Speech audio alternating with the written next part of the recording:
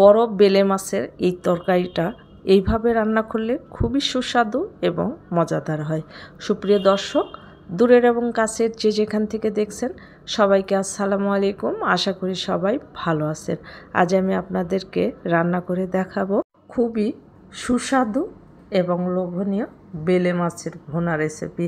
আপনারা যারা বেলে মাছ রান্না করতে চাচ্ছেন, কিভাবে রান্না করলে এই বেলে মাছটা সুস্বাদু এবং লোভনীয় হবে, সেই রেসিপিটা আপনাদের মাঝে শেয়ার করতে চলে আসলাম। আপনারা যারা নতুন রাঁধুনি এবং ব্যাচেলার ভাই আপু কিংবা যারা বিদেশে থাকেন, তারা চাইলে আমার এই রেসিপিটা ফলো করে একদিন রান্না করে দেখতে পারেন। আশা করি ভিডিওটা ভালো লাগবে এবং উপকারে আসবে। আর ভিডিওটা ভালো লাগলে শুরু থেকে শেষ পর্যন্ত দেখার অনুরোধ রইল। ভিডিওটা ভালো লাগলে চ্যানেলটা সাবস্ক্রাইব করে পাশে থাকার অনুরোধ রইল। চলুন তাহলে কথা না বাড়িয়ে আমরা মূল রেসিপিতে চলে যাই। সুপ্রিয় দর্শক, এই বেলে মাছ রান্না করার জন্য নিয়েছি কিছু বেলে মাছ।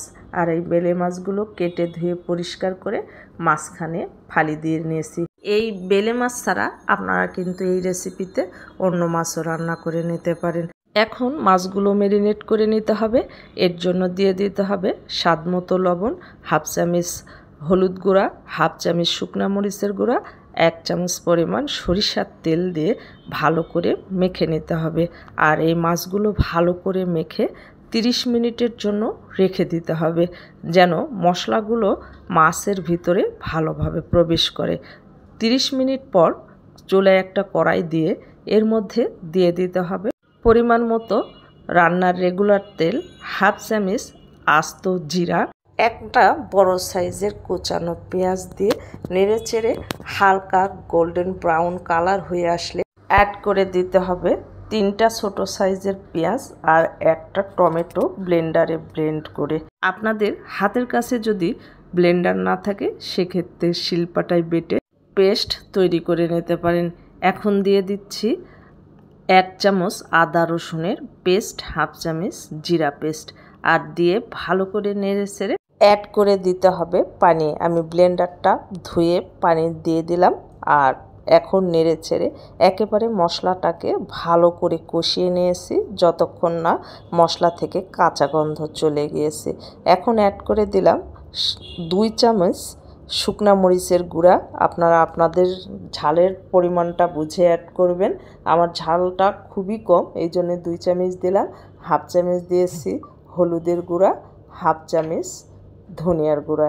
এখন মশলাটাকে নেড়ে চেড়ে একেবারে ভুনা ভুনা করে নিতে হবে। আর এই পর্যায়ে এসে অ্যাড করে দিতে হবে হাফ কাপ পরিমাণ পানি।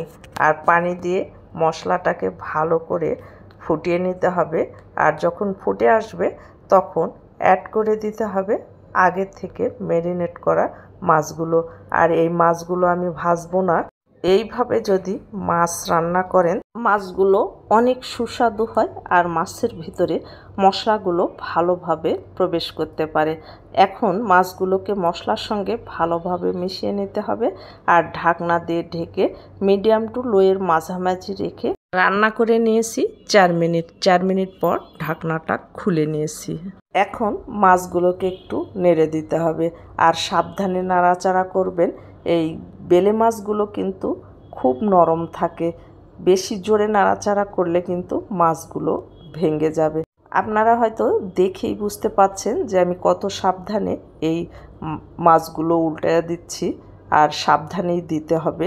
এইভাবে নেড়ে চেড়ে অ্যাড করে দিতে হবে মাছগুলো ভালোভাবে সেদ্ধ হওয়ার জন্য 1.5 কাপ পরিমাণ পানি।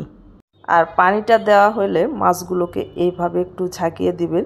চারিপাশে যে মশলাগুলো থাকে সেগুলো কড়াইয়ে ভালোভাবে চলে আসবে। আর ঢাকনা দিয়ে ঢেকে ভালোভাবে বলক উঠে আসা পর্যন্ত রান্না করে নিতে হবে। আর ঢাকনাটা খুলে নিয়েছি, দেখো ঝোলটা ভালোভাবে ফুটে আসছে।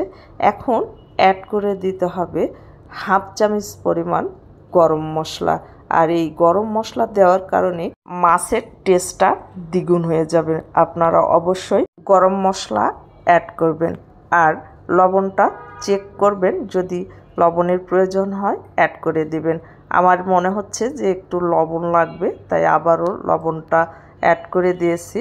আর এখন দিয়ে দিব ধনিয়া পাতা কুচি। আর ধনিয়া পাতা কুচি দিয়ে এটা আর 2 মিনিট আমি রান্না করে নেব, তাহলে আমার রান্নাটা কমপ্লিট হয়ে যাবে। ঢাকনা দিয়ে ঢেকে দিলাম আর 2 মিনিট পর আমি ঢাকনাটা খুলে নিয়েছি। দেখেন আমি পুরো মাছটা কিন্তু আমি মিডিয়াম টু লোয়ের মাঝামাঝি রেখে রান্না করে নিয়েছি। আর দেখেন মাছের কালারটা দেখেন, যে ঝোলটা আছে এটা যখন ঠান্ডা হবে তখন কিন্তু একেবারে কমে যাবে, যেহেতু পেঁয়াজ এবং টমেটো বাটা দেওয়া আছে। এটা যখন ঠান্ডা হয়ে যাবে তখন কিন্তু একেবারে মাখো মাখো হয়ে যাবে। আর আমি সার্ভিং ডিশে সার্ভ করে নিচ্ছি। দেখেন দেখতে কতটা লোভনীয় আর আকর্ষণীয় হয়েছে। এই তরকারিটা এতটা পরিমাণ টেস্ট ছিল, এটা যে খেয়েছে সে একেবারে মুগ্ধ হয়ে গেছে। ভিডিওগুলো যদি আপনাদের এতটুকু পরিমাণ ভালো লেগে থাকে তাহলে চ্যানেলটা সাবস্ক্রাইব করে পাশে থাকা বেল আইকনটা ক্লিক করে রাখবেন, যেন নতুন কোনো ভিডিও ছাড়ার সঙ্গে সঙ্গে নোটিফিকেশান সবার আগে আপনার কাছে পৌঁছে যায়। আর যারা ফেসবুক থেকে দেখবেন প্লিজ ফেসবুক পেজটাকে ফলো দিবেন, লাইক কমেন্ট শেয়ার করে আমার সঙ্গেই থাকবেন আর আমার জন্য দোয়া করবেন। আপনাদের সকলের সুস্বাস্থ্য এবং মঙ্গল জীবন কামনা করে ভিডিওটা আজকের মতো এখানেই শেষ করছি। ভালো থাকবেন সবাই, দেখা হবে পরবর্তী ভিডিওতে। আল্লাহ হাফেজ।